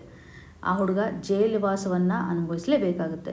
ಈ ಎಲ್ಲ ಹಂತದಲ್ಲಿ ಕಾಸ್ಟ್, ರಿಲಿಜನ್, ಮ್ಯಾರೇಜ್ ಚಾಯ್ಸಸ್ ಇವೆಲ್ಲವೂ ಸಹ ಇನ್ಫ್ಲುಯೆನ್ಸಿಂಗ್ ಫ್ಯಾಕ್ಟರ್ ಅಂತಲೇ ಹೇಳ್ಬೋದಲ್ವಾ. ಸೊ ಲಾ ಕಮಿಷನ್ ಈ ಒಂದು ಇಶ್ಯೂಗೆ ಸಂಬಂಧಪಟ್ಟಂತೆ 2023ರಲ್ಲಿ ಒಂದು ಸಜೆಷನನ್ನು ಕೊಡುತ್ತೆ. ಏನಂದರೆ, ಇವಾಗ 18 ಇಯರ್ಸ್ಗಿನ ಮುಂಚೆ ಇರುವಂಥ ಸ್ಥಿತಿಗತಿ ನಡಿನಲ್ಲಿ ಒಂದು ವೇಳೆ ಟೀನೇಜ್ ರೊಮ್ಯಾನ್ಸ್ ಅಥವಾ ಕನ್ಸೆನ್ಶುವಲ್ ರಿಲೇಷನ್ಶಿಪ್ ಅಂತ ಇದ್ದಾಗ ಅದನ್ನು ನಾವು ಚೈಲ್ಡ್ ರೇಪ್ ಆಗಿ ಯಾಕೆ ಕನ್ಸಿಡರ್ ಮಾಡಬೇಕು. ಇವಾಗ ಜುಡಿಷಿಯರಿ ಸಿಸ್ಟಮ್ನ ಇಲ್ಲಿ ಇಂಟರ್ಫಿಯರೆನ್ಸ್ ತುಂಬ ಇಂಪಾರ್ಟೆಂಟ್. ಇದು ಸರಿಯಾದಂಥ ಒಂದು ಇನ್ವೆಸ್ಟಿಗೇಷನ್ಸನ್ನು ಮಾಡಬೇಕು. ಇಲ್ಲಿ ಕೇಸ್ ಹಾಕಿದಾರಲ್ಲ, ಆ ಒಂದು ಕೇಸ್ ನಡಿಯಲ್ಲಿ ಎಕ್ಸ್ಪ್ಲಾಟೇಷನ್ ನಡೀತಾ ಇದೆಯೋ ಇಲ್ವೋ, ಅಡೋಲ್ಸೆಂಟ್ ರಿಲೇಷನ್ಶಿಪ್ ನಡಿಯಲ್ಲಿ ಕನ್ಸೆನ್ಶುವಲ್ ಅಥವಾ ಇಬ್ಬರು ಒಪ್ಪಿಗೆ ಪಟ್ಟಿರೋಂಥ ಕಂಡೀಷನ್ ಇದೆಯೋ ಇಲ್ವೋ ಅಂತ ಅವರು ಐಡೆಂಟಿಫೈ ಮಾಡೋದ್ರ ಮುಖಾಂತರ ಪಾಕ್ಸೋ ಆ್ಯಕ್ಟ್ ನಡಿಯಲ್ಲಿ ಮಿಸ್ಯೂಸ್ ಆಗೋದನ್ನು ತಡೆಗಟ್ಟಬೇಕು ಅಂತ ಸರಿಯಾದಂಥ ಒಂದು ಕೌನ್ಸಿಲಿಂಗ್ ಸಿಸ್ಟಮನ್ನು ತರಬೇಕು. ಇದರ ಮುಖಾಂತರ ಐಡೆಂಟಿಫೈ ಮಾಡ್ಬೋದಲ್ವಾ ಆ ಒಂದು ಅಡೋಲ್ಸೆಂಟ್ ರಿಲೇಷನ್ಶಿಪ್ ಯಾವ ಸ್ಟೇಟಸನ್ನು ಹೊಂದಿದೆ, ಮೆಂಟಲ್ ಹೆಲ್ತ್ ಯಾವ ರೀತಿಯಾಗಿದೆ, ರಿಲೇಷನ್ಶಿಪ್ಗೆ ಸಂಬಂಧಪಟ್ಟಂಥ ಗೈಡೆನ್ಸ್ ಆಗಿರ್ಬೋದು. ಕಂಪ್ಲೀಟಾಗಿ ಒಂದು ಮೀಡಿಯೇಷನ್ ಸರ್ವಿಸನ್ನು ಇಲ್ಲಿ ಪ್ರೊವೈಡ್ ಮಾಡಬೇಕು. ಕೇವಲ ಪನಿಷ್ಮೆಂಟ್ ಒಂದೇ ಇಲ್ಲಿ ಹಾದಿಯಲ್ಲ, ಜುಡಿಷರಿಗೆ ಒಂದು ಡಿಸ್ಕ್ರಿಷನನ್ನು ಪ್ರೊವೈಡ್ ಮಾಡಬೇಕು. ಹಾಗೂ 16ರಿಂದ 18 ವಯಸ್ಕ ಇರತಕ್ಕಂಥ ಕನ್ಸೆನ್ಶುವಲ್ ರಿಲೇಷನ್ಶಿಪ್ಪನ್ನು ನಾವು ಐಡೆಂಟಿಫೈ ಮಾಡಬೇಕು. ಸೊ ಅವ್ರಿಗೆ ಒಂದು ರಿಕಗ್ನೈಷನ್ ಕೊಡಬೇಕು. ಈ ಒಂದು ಹಂತದಲ್ಲಿ ಅನ್ನೆಸೆಸರಿ ಫ್ಯಾಮಿಲಿ ಆಬ್ಲಿಗೇಷನ್ಸ್ಗಳು ಸಹ ರೆಡ್ಯೂಸ್ ಆಗುತ್ತೆ. ಕೌನ್ಸಿಲಿಂಗ್ ಇಲ್ಲೇ ನಾವು ಹೆಚ್ಚು ನಿಗಾವನ್ನು ವಹಿಸಬೇಕು ಅನ್ನುವಂಥದ್ದಾಗಲಿ. ಸೊ ಇಲ್ಲಿ ರಿಯಲ್ ಅಬ್ಯೂಸನ್ನು ನಾವು ಐಡೆಂಟಿಫೈ ಮಾಡಬೇಕು ಹೊರತಾಗಿ ಅನ್ನೆಸೆಸರಿ ನಾವು ಕನ್ಸೆನ್ಶುವಲ್ ಕಂಡೀಷನ್ಸನ್ನು ಸಹ ಪನಿಷ್ ಮಾಡಬಾರ್ದು ಅನ್ನುವಂಥ ನಿಟ್ಟಿನಲ್ಲಿ ಒಂದೆಡೆ ಎಡಿಟೋರಿಯಲ್ನಲ್ಲಿ ಡಿಸ್ಕಷನನ್ನು ಮಾಡ್ತಾ ಇದ್ದಾರೆ. ಸೊ ಇನ್ನೊಂದೆಡೆ ನಾವು ಅನ್ನೆಸೆಸರಿ ಆಗಿರ್ತಕ್ಕಂಥ ಡಿಸ್ಪೋಸಲನ್ನು ಮಾಡಬಾರ್ದು, ಸರಿಯಾದಂಥ ಒಂದು ಇನ್ವೆಸ್ಟಿಗೇಷನ್ಸನ್ನು ಮಾಡಬೇಕು ಅಂತ ನೋಡ್ಬೋದು. ಸೊ ಎಕ್ಸಾಮಿನೇಷನ್ ಪರ್ಸ್ಪೆಕ್ಟಿವಲ್ಲಿ ಮೇನ್ಸ್ ಅಂತ ಬಂದಾಗ ವೆರಿ ಇಂಪಾರ್ಟೆಂಟ್ ಆಗುತ್ತೆ. ಇನ್ನು ಮುಂದಿನದಾಗಿ countdown to launch of PSLV C62 mission begins. ಈ ಒಂದು ಇಶ್ಯೂ ನಮಗೆ GS ಪೇಪರ್ 3ನಲ್ಲಿ ಸೈನ್ಸ್ ಆ್ಯಂಡ್ ಟೆಕ್ನಾಲಜಿ ಆಸ್ಪೆಕ್ಟ್ ಅಂತ ಬಂದಾಗ ಕನೆಕ್ಟ್ ಆಗುತ್ತೆ. ಈ ಒಂದು ಮಿಷನ್ ನಮಗೆ ತುಂಬ ಇಂಪಾರ್ಟೆಂಟ್. PSLV C62 ಅಥವಾ earth observatory satellite N1 mission ಅಂತಲೇ ನಾವು ಕರಿತೀವಿ. ಸೊ ಇದು ಇಂಪಾರ್ಟೆಂಟ್ಲಿ ಇವತ್ತಿನ ದಿನ ಲಾಂಚ್ ಆಗಲಿದೆ. 10:17 AM ಲಾಂಚ್ ಆಗುತ್ತೆ ಅಂತ ಮೆನ್ಷನ್ ಮಾಡಿದ್ದಾರೆ. ಇಲ್ಲಿ ನೋಡಿ, ನಾವು ಎಕ್ಸ್ಟ್ರಾ ಅಬ್ಸರ್ವೇಷನ್ ಮಾಡಬೇಕಾಗಿರೋದು ಏನಂತಂದರೆ, ಭಾರತದಲ್ಲಿ ಈ ಒಂದು ಸ್ಯಾಟಲೈಟ್ ಅಂತ ಬಂದಾಗ ಸ್ಟಾರ್ಟಪ್ಗಳಿಗೆ ಇರ್ತಕ್ಕಂಥ ಒಂದು ಇಂಪಾರ್ಟೆನ್ಸನ್ನು ನೋಡ್ಬೋದು, ಅಥವಾ ಸ್ಟಾರ್ಟಪ್ಗಳ ಒಂದು ಪಾರ್ಟಿಸಿಪೇಷನನ್ನು ಇಲ್ಲಿ ಗಮನಿಸ್ಬೋದು. 15 ಕೋ ಪ್ಯಾಸೆಂಜರ್ ಸ್ಯಾಟಲೈಟ್ಸ್ಗಳನ್ನು ಸಹ ನಾವಿಲ್ಲಿ ನೋಡ್ತಾ ಇದ್ದೀವಿ. ಭಾರತದ ಒಂದು ಸ್ಟಾರ್ಟಪ್ಗಳ ಕಾಂಟ್ರಿಬ್ಯೂಷನ್ ಹಾಗೂ ಫಾರಿನ್ ಎಂಟಿಟೀಸ್ಗಳು ಸಹ ಇಲ್ಲಿ ಕಾಂಟ್ರಿಬ್ಯೂಷನ್ನ ಮಾಡ್ತಾ ಇದ್ದಾರೆ. ಅಂದರೆ ಫಾರಿನ್ ಪಾರ್ಟ್ನರ್ಸ್ಗಳ ಒಂದು ಸ್ಯಾಟಲೈಟ್ಸ್ಗಳು ಸಹ ಇದೆ. ಕೋ ಪ್ಯಾಸೆಂಜರ್ ಒಟ್ಟಾರೆಗೆ 15 ಇದ್ದಾವೆ ಅಂತಲೇ ನಾವು ಗಮನಿಸ್ಬೋದು. ಸೊ ಇದರ ಒಂದು ಸ್ಟ್ರಾಟಜಿಕ್ ಇಂಪಾರ್ಟೆನ್ಸನ್ನು ನೀವು ಇಲ್ಲಿ ಅರ್ಥ ಮಾಡ್ಕೋಬೇಕಾಗುತ್ತೆ. ಭಾರತ ಎಷ್ಟು ಮಟ್ಟಿಗೆ ಕೆಪಾಬಿಲಿಟಿಯನ್ನು ಹೊಂದಿದೆ ಅಂತ. ಇಲ್ಲಿ 14 ಸ್ಯಾಟಲೈಟ್ಸ್ಗಳನ್ನು ಸನ್ ಸಿಂಕ್ರೋನಸ್ ಆರ್ಬಿಟ್ ನಡಿನಲ್ಲಿ ಲಾಂಚ್ ಮಾಡ್ತಾ ಇರೋದಾಗಿ ನಾವು ನೋಡ್ತಾ ಇದ್ದೀವಿ. ಇನ್ನು ರೀಎಂಟ್ರಿ ಟ್ರಾಜೆಕ್ಟರಿ ನಡಿನಲ್ಲಿಯೂ ಸಹ ಒಂದು ಪೇಲೋಡನ್ನು ಕಳಿಸ್ತಾ ಇದ್ದಾರೆ ಅಂತ ಗಮನ ಹರಿಸ್ಬೋದು. ನೀವು ಇಲ್ಲಿ ಅಬ್ಸರ್ವ್ ಮಾಡಿದ್ದೇ ಆದರೆ 15 ಕೋ ಪ್ಯಾಸೆಂಜರ್ ಏರಿಯಾ ನಡಿನಲ್ಲಿ UK ಥೈಲ್ಯಾಂಡ್ನ ಒಂದು ಕೊಲ್ಯಾಬ್ರೇಷನ್ನ ಮುಖಾಂತರ ಆಗಿರುವಂಥ ಥಿಯೋಸ್-2 ಅರ್ತ್ ಅಬ್ಸರ್ವೇಟರಿ ಸ್ಯಾಟಲೈಟನ್ನು ಕಾಣ್ಬೋದು. ಧ್ರುವ್ ಸ್ಪೇಸ್ ಇಂಡಿಯಾದ ಕಾಂಟ್ರಿಬ್ಯೂಷನ್ ಹೆಚ್ಚಾಗಿರುವಂಥದ್ದನ್ನು ನಾವು ನೋಡ್ತಾ ಇದ್ದೀವಿ. ಧ್ರುವ್ ಸ್ಪೇಸ್ ಮತ್ತು ಬೇರೆ ಒಂದು ಕಂಪ್ನಿಯೊಂದಿಗೆ ಕೊಲ್ಯಾಬ್ರೇಷನ್ ಮಾಡೋದ್ರ ಮುಖಾಂತರ ಡಾನ್ ಬಾಸ್ಕೋ ಆಗಿರ್ಬೋದು, ತೆಕ್ಕಿಮ್ 2 ಸ್ಪೇಸ್ ಅಂತಕ್ಕಂಥದ್ದು ಸ್ಟಾರ್ಟಪ್ ಆಗಿರ್ಬೋದು, ಇವು ಎಲ್ಲದರೊಂದಿಗೆ ಕೊಲ್ಯಾಬ್ರೇಷನ್ ಮಾಡೋದ್ರ ಮುಖಾಂತರ ಇದು ಇಂಪಾರ್ಟೆಂಟು. ಭಾರತದಲ್ಲಿ ಈ ಸ್ಟಾರ್ಟಪ್ಗಳ ಒಂದು ಕಾಂಟ್ರಿಬ್ಯೂಷನ್ ಸಹ ನಾವಿಲ್ಲಿ ಗಮನ ಹರಿಸುವಂಥದ್ದು. ಬೇರೆ ಕಂಟ್ರಿಗಳ ಒಂದು ಪಾರ್ಟಿಸಿಪೇಷನ್ ನೋಡಿದಾಗ ನೇಪಾಲ್ ಯೂನಿವರ್ಸಿಟಿಗೆ ಸಂಬಂಧಿಸಿದಂತೆ ಒಂದು ಮುನಾಲ್ ಅನ್ನುವಂಥ ಒಂದು ಸ್ಯಾಟಲೈಟನ್ನು ಸಹ ಕಳಿಸ್ತಾ ಇದ್ದಾರೆ. ಸ್ಪೇನ್ ಆಗಿರ್ಬೋದು, ಫ್ರಾನ್ಸ್ನ ಒಂದು ಕೊಲ್ಯಾಬ್ರೇಷನ್ ಆಧಾರದ ಮೇಲೆ ಕನ್ಸಿಡರ್ ಮಾಡ್ಬೋದು.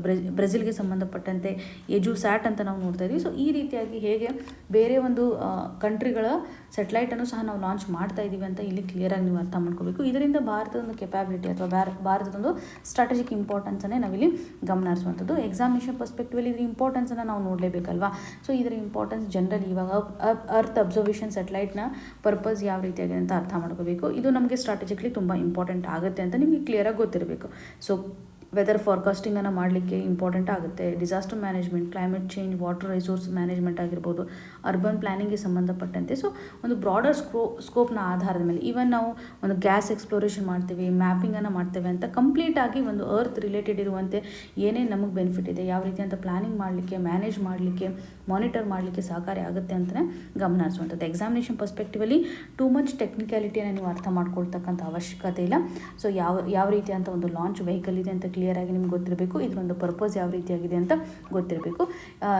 ಜನರಲಿ ಈ ಒಂದು ಕೋ ಪ್ಯಾಸೆಂಜರ್ಗೆ ಸಂಬಂಧಪಟ್ಟಂತೆಯೂ ಸಹ ನಿಮಗೆ ಈ ಧ್ರುವ್ ರಿಲೇಟೆಡ್ ಇರುವಂತೆ, ಅಂದರೆ ಪರ್ಟಿಕ್ಯುಲರ್ಲಿ ಈ ಒಂದು ಕೋ ಪ್ಯಾಸೆಂಜರ್ ಸೆಟಲೈಟ್ಸ್ಗಳಿದಾವಲ್ಲ, ಸೊ ಈ ಸ್ಟಾರ್ಟಪ್ಗಳಿಗೆ ಸಂಬಂಧಪಟ್ಟಂತೆ ನಿಮಗೆ ಕೇಳಬಹುದು.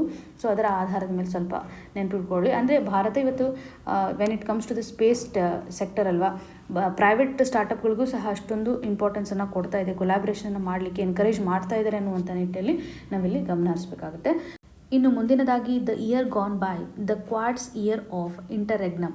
ಈ ಒಂದು ಇಶ್ಯೂ ನಮಗೆ GS ಪೇಪರ್ 2 ಅಂತ ಬಂದಾಗ ಇಂಟರ್ನ್ಯಾಷನಲ್ ರಿಲೇಷನ್ ಅಡಿಯಲ್ಲಿ ಇಂಪಾರ್ಟೆಂಟ್ ಗ್ರೂಪಿಂಗ್ನ ಆಧಾರದ ಮೇಲೆ ಕನೆಕ್ಟ್ ಆಗುತ್ತೆ. ಸೊ ಇಲ್ಲೊಂದು ಇಂಪಾರ್ಟೆಂಟ್ ಸ್ಟ್ರಾಟಜಿಕ್ ಗ್ರೂಪ್ ಆಗಿರ್ತಕ್ಕಂಥ ಕ್ವಾಡ್ರಿಲ್ಯಾಟ್ರಲ್ ಸೆಕ್ಯೂರಿಟಿ ಡೈಲಾಗ್ ಅಂತ ನಾವೇನು ಕರಿತೀವಿ, ಈ ಒಂದು ಕ್ವಾಡ್ ಗ್ರೂಪಿಂಗ್ ನಡಿನಲ್ಲಿ ಇರತಕ್ಕಂಥ ಮೆಂಬರ್ಸ್ಗಳು ಭಾರತ ಇದೆ, US ಅನ್ನು ನೋಡ್ತೇವೆ, ಜಪಾನ್ ಆಗಿರ್ಬೋದು, ಹಾಗೂ ಆಸ್ಟ್ರೇಲಿಯಾವನ್ನು ಗಮನಿಸ್ತೇವೆ. ಸೊ ಈ ರೀತಿಯಾಗಿ 4 ಮೆಂಬರ್ಸನ್ನು ಒಳಗೊಂಡಂತಹ ಕ್ವಾಡ್ರಿಲ್ಯಾಟ್ರಲ್ ಸೆಕ್ಯೂರಿಟಿ ಡೈಲಾಗ್ಗೆ ಸಂಬಂಧಪಟ್ಟಂತೆ ಕ್ವಶನನ್ನು ಆಲ್ರೆಡಿ ತುಂಬ ಕೇಳಿದ್ದಾರೆ. ಯಾರ್ಯಾರು ಮೆಂಬರ್ಸ್ಗಳಿದ್ದಾರೆ, ಇದರ ಇಂಪಾರ್ಟೆನ್ಸ್ ಯಾವ ರೀತಿಯಾಗಿದೆ ಅಂತ. ಇಂಡೋ ಪೆಸಿಫಿಕ್ ರೀಜನ್ ನಡಿನಲ್ಲಿ ಇನ್ಕ್ಲೂಸಿವ್ನೆಸ್ಸನ್ನು ತರಲಿಕ್ಕಂತಲೇ ಈ ಒಂದು ಗ್ರೂಪ್ ಸಹಕಾರಿಯಾಗುತ್ತೆ ಅಂತ ಹೇಳ್ಬೋದು. ಫ್ರೀ ಆಗಿರ್ತಕ್ಕಂಥ, ಓಪನ್ ಆಗಿರ್ತಕ್ಕಂಥ, ಇನ್ಕ್ಲೂಸಿವ್ ಆಗಿರುವಂಥ ಒಂದು ಇಂಡೋ ಪೆಸಿಫಿಕ್ ರೀಜನನ್ನು ಇಲ್ಲಿ ಒಂದು ಸೆಕ್ಯೂರಿಟಿಯನ್ನು ಒದಗಿಸಲಿಕ್ಕೆ, ಓಕೆ, ರೂಲ್ ಬೇಸ್ಡ್ ಇಂಟರ್ನ್ಯಾಷನಲ್ ಆರ್ಡರನ್ನು ತರಲಿಕ್ಕಂತಲೇ ಇದು ಸಹಕಾರಿಯಾಗುತ್ತೆ. ಬೇಸಿಕಲಿ ಚೈನಾದ ಒಂದು ಇನ್ಫ್ಲೂಯೆನ್ಸನ್ನು ತಡೆಗಟ್ಟಲಿಕ್ಕೆ, ಚೈನಾ ಒಂದು ಗ್ರೋಯಿಂಗ್ ಅಸರ್ಟಿವ್ನೆಸ್ಸನ್ನು ತೋರಿಸ್ತಾ ಇದೆಯಲ್ಲ, ಇದನ್ನು ತಡೆಗಟ್ಟಬೇಕು ಅನ್ನುವಂಥ ನಿಟ್ಟಿನಲ್ಲಿ ಈ ಒಂದು ಗ್ರೂಪಿಂಗ್ ಸಹಕಾರಿಯಾಗುತ್ತೆ ಅಂತ ಹೇಳ್ಬೋದು. ಈ ಒಂದು ಆರ್ಟಿಕಲಲ್ಲಿ ಆಥರ್ ಅವರ ಒಂದು ಕನ್ಸರ್ನ್ ಏನಿದೆ ಅಂತಂದರೆ 2025ರಲ್ಲಿ ಈ ಒಂದು ಗ್ರೂಪಿಂಗ್ಗೆ ಸಂಬಂಧಪಟ್ಟಂತೆ ನಾವು ಸರಿಯಾದಂಥ ಒಂದು ಎಫೆಕ್ಟಿವ್ನೆಸ್ಸನ್ನು ತೋರಿಸಿಲ್ಲ ಅಂತ. ಯಾಕೆ ಡಿಫಿಕಲ್ಟಿ ಅನ್ನುವಂಥ ಕ್ವಶನ್ ಮಾರ್ಕನ್ನು ಹಾಕ್ತಾ ಇದ್ದಾರೆ. 2025ರಲ್ಲಿ ಮಿನಿಸ್ಟರ್ಸ್ಗೆ ಸಂಬಂಧಿಸಿದಂತಹ ಕೆಲವೊಂದಿಷ್ಟು ಕಾನ್ಫರೆನ್ಸ್ಗಳು ಆಗಿದ್ದಾವೆ, ಆದರೆ ಲೀಡರ್ಗೆ ಸಂಬಂಧಪಟ್ಟಂಥ ಒಂದು ಸಮಿಟ್ ಆಗಿಲ್ಲ ಅನ್ನುವಂಥದ್ದಾಗಿ ಗಮನ ಹರಿಸ್ಬೋದು. ಈ ಒಂದು ಗ್ರೂಪಿಂಗ್ಗೆ ಸಂಬಂಧಿಸಿದಂತೆ 2017ರಲ್ಲಿ ಕ್ವಾಡ್ ಗ್ರೂಪಿಂಗ್ಗೆ ಸಂಬಂಧಪಟ್ಟಂಥ ಒಂದು ರಿವೈವಲ್ ಆಗುವಂಥ ಸಂದರ್ಭದಲ್ಲಿ ಟ್ರಂಪ್ ಅವರು ಸಹ ಒನ್ ಆಫ್ ದ ಆರ್ಕಿಟೆಕ್ಟ್ ಅಂತ ನೋಡ್ತಾ ಇದ್ವಿ. ಇವಾಗ ಪ್ರಸ್ತುತವಾಗಿ ಇವರ ಒಂದು ಪರ್ಸ್ಪೆಕ್ಟಿವ್ ಯಾವ ರೀತಿಯಾಗಿದೆ ಮಲ್ಟಿ ರೀಜನಲ್ ಗ್ರೂಪ್ಗೆ ಸಂಬಂಧಿಸಿದಂತೆ ಅಂತ ಡೌಟ್ಫುಲ್ ಕಂಡೀಷನನ್ನು ಕ್ರಿಯೇಟ್ ಮಾಡ್ತಾ ಇದೆ ಅಂತಲೇ ಹೇಳ್ಬೋದು. ಆದರೆ ಕ್ವಾಡ್ ಆ್ಯಕ್ಟಿವಿಟೀಸ್ಗಳನ್ನು ನಾವು ನೋಡುವಂಥದ್ದಾದರೆ 2025ರಲ್ಲಿ ಒಂದೆಡೆ ಸರಿಯಾಗಿ ಆ್ಯಕ್ಟಿವ್ ಇದೆ ಅಂತಲೇ ಹೇಳ್ಬೋದು. ಬಟ್ ಲೀಡರ್ಸ್ ರಿಲೇಟೆಡ್ ಇರುವಂತಹ ಸಮಿಟ್ ಯಾವುದೇ ರೀತಿಯಾಗಿ ಆಗಿಲ್ಲ. ಭಾರತ ಹೋಸ್ಟ್ ಮಾಡಲಿತ್ತು 2025ರಲ್ಲಿ, ಬಟ್ ಯಾವುದೇ ರೀತಿಯಾಗಿ ಇಂಪ್ಲಿಮೆಂಟ್ ಆಗಲಿಲ್ಲ, ಹೋಸ್ಟ್ ಮಾಡಲಿಕ್ಕೆ ಆಗದೇ ಇರುವಂಥ ಸ್ಥಿತಿಗತಿಗಳನ್ನು ನೋಡ್ತಾ ಇದ್ವಿ. 2025ರಲ್ಲಿ ಮಿಷನ್ಗಳನ್ನು ಸ್ಟಾರ್ಟ್ ಮಾಡಿರೋದಾಗಿ ನೋಡ್ತಾ ಇದ್ದೀವಿ. ಸೊ ಕ್ವಾಡ್ ರಿಲೇಟೆಡ್ ಇರುವಂತೆ ಮೇಜರ್ ಇನಿಷಿಯೇಟಿವ್ಸ್ ಅಂತಂದರೆ ಕ್ವಾಡ್ ಆಟ್ ಸೀ ಶಿಪ್ ಅಬ್ಸರ್ವರ್ ಮಿಷನ್ ಅಂತ. ಸೊ ಇದರಿಂದ ಕೋಸ್ಟ್ ಗಾರ್ಡ್ ಕೋಆಪ್ರೇಷನ್ ಬೂಸ್ಟ್ ಆಗೋದನ್ನು ನಾವು ಗಮನ ಹರಿಸ್ಬೋದು. ಈವನ್ ಪೋರ್ಟ್ಸ್ ರಿಲೇಟೆಡ್ ಇರುವಂತೆ ಒಂದು ಇನ್ಫ್ರಾಸ್ಟ್ರಕ್ಚರ್ನ ಇಂಡೋ ಪೆಸಿಫಿಕ್ ರೀಜನಲ್ಲಿ ತರಬೇಕು ಅಂತ, ಸಸ್ಟೈನಬಲ್ ಆಗಿರುವಂಥ ಒಂದು ಫೋಕಸನ್ನು ಮಾಡಬೇಕು ಅಂತ, ports of the future partnership ಅನ್ನುವಂಥದ್ದಾಗಿಯೂ ಸಹ ಕ್ವಾಡ್ನ ಇನಿಷಿಯೇಟಿವನ್ನು ಗಮನ ಹರಿಸ್ಬೋದು. ಮುಂಬೈಯಲ್ಲಿ ಇದನ್ನು ಲಾಂಚ್ ಮಾಡಿರೋದಾಗಿ 2025 ಅಕ್ಟೋಬರ್ ನಡಿನಲ್ಲಿ.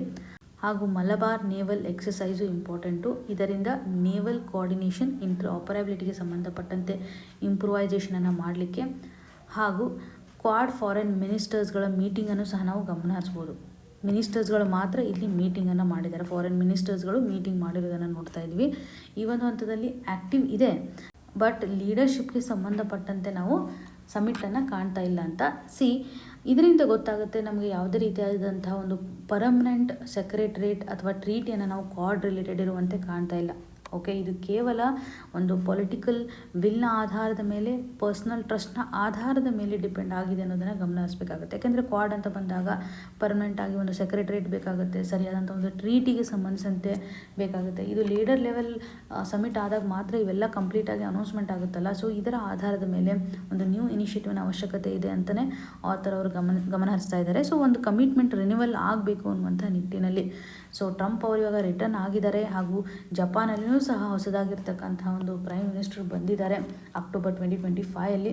ಸೊ ಈ ಒಂದು ಹಂತದಲ್ಲಿ ನಾವು ನೋಡೋದಾದರೆ ಮತ್ತೆ ಲೀಡರ್ಶಿಪ್ಗಳು ಈ ಒಂದು ಇಶ್ಯೂಗೆ ಸಂಬಂಧಿಸಿದಂತೆ ಅಡ್ರೆಸ್ ಮಾಡೋದು ತುಂಬ ನೆಸೆಸರಿ. ಬಿಕಾಸ್ ಚೈನಾದ ಒಂದು ಇನ್ಫ್ಲುಯೆನ್ಸನ್ನು ತಡೆಗಟ್ಟಲಿಕ್ಕೆ ಇದೊಂದು ಬೆಸ್ಟ್ ರೀಜನಲ್ ಗ್ರೂಪಿಂಗ್ ಅಂತಲೇ ಹೇಳುವಂಥದ್ದು. ಸೊ ಕ್ವಾಡ್ ಗ್ರೂಪಿಂಗ್ಗೆ ಸಂಬಂಧಪಟ್ಟಂತೆ ಮೊಮೆಂಟಮನ್ನು ಒಂದು ರೀಸ್ಟೋರ್ ಮಾಡಬೇಕು, ರೀಅಫರ್ಮ್ ಮಾಡಬೇಕು, ಎನರ್ಜೈಸ್ ಮಾಡಬೇಕು when it comes to the Indo Pacific cooperation ಅಂತ ಆಥರ್ ಅವರು ಇಲ್ಲಿ ಹೇಳ್ತಾ ಇದ್ದಾರೆ. ಇವತ್ತಿನ question of the day section ನಡಿನಲ್ಲಿ which of the following best describes community forest resource rights ಅಂತ ಕೇಳಿದ್ದಾರೆ. 4 ಆಪ್ಷನ್ಸ್ಗಳಿದ್ದಾವೆ. ಸರಿಯಾದಂಥ ಒಂದು ಡಿಸ್ಕ್ರಿಪ್ಷನನ್ನು ಸೆಲೆಕ್ಟ್ ಮಾಡೋದ್ರ ಮುಖಾಂತರ ಕಮೆಂಟ್ ಸೆಕ್ಷನಲ್ಲಿ ಮೆನ್ಷನ್ ಮಾಡಿ ಅಂತ ಹೇಳ್ತಾ, ನಿಮ್ಗೆ ಏನೇ ಕನ್ಸರ್ನ್ ಇದ್ರೂ ಸಹ ನಮಗೆ ಕಮೆಂಟ್ನ ಮುಖಾಂತರ ತಿಳಿಸಿಕೊಡಿ. All the very best. ಧನ್ಯವಾದಗಳು.